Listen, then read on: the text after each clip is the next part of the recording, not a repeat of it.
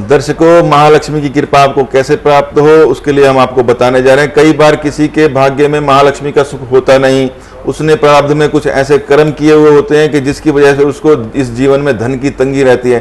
परंतु यदि आपके पूर्व जन्मों में भी कुछ पाप कर्म किए हुए हैं, बेशक आपकी जन्म कुंडली में धन की ऐसी स्थितियां नहीं है, तो भी उनके लिए उनको धन कैसे मिले, कौन सा ऐसा अचूक मंत्र है या जाप है जिससे वो व्यक्ति भी धन की प्राप्ति कर सकता है, जिसके बेशक कर्म पीछे खराब रहे हों।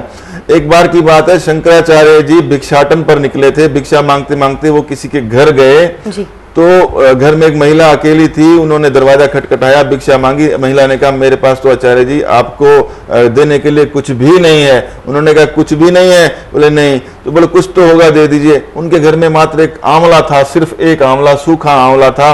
और उन्होंने कहा, मेरे पास तो आपको भिक्षा देने के लिए मात्र ये सूखा आंवला है, आप इसे चाहें तो ग्रहण कर सकते हैं।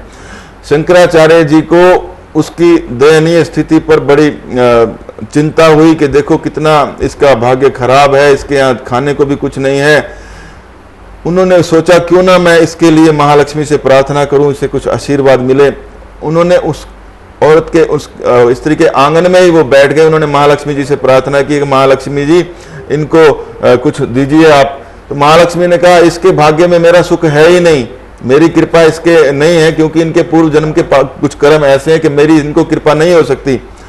मगर शंकराचार्य जी थे, वो मन से सोच चुके थे कि नहीं, इन्हें महालक्ष्मी जी की कृपा प्राप्त होनी चाहिए। उसी आंगन में बैठकर शंकराचार्य जी ने महालक्ष्मी जी की स्तुति की।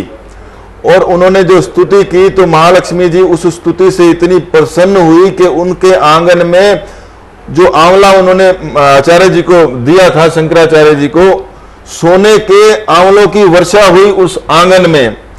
तो आखिर कौन सा ऐसा मंत्र था, कौन सी ऐसी स्तुति थी जो शंकराचार्य जी ने की और महालक्ष्मी जी ने अपनी कृपा इतनी बरसा दी कि जो एक आंवले के रूप में कई आंवले उन्होंने सोने के बरसा दिए उनके आंगन में। बिल्कुल। तो दर्शकों, वो स्त्रोत जिसको जप कर, जिस विधि से शंकराचार्य जी ने जाप किया था, उसका नाम है कनक धारा स्तोत्र।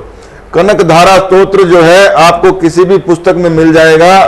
आप क्या करें, आप अगर संस्कृत में पढ़ना मुश्किल लगता हो तो कोई बात नहीं, ये हिंदी संस्करण भी इसका मिलता है, किसी भी पुस्तक की दुकान से लेकर आए।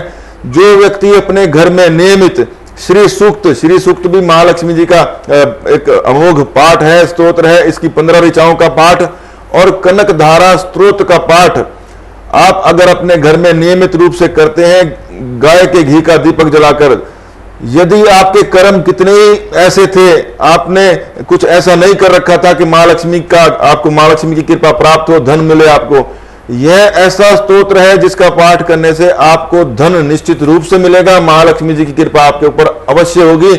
इसको आप अवश्य करें, ये अनुभूत उपाय है, करके देखना दर्शकों। 1 महीने में 40 दिन में ना चमत्कार हो, फिर मुझे कहना।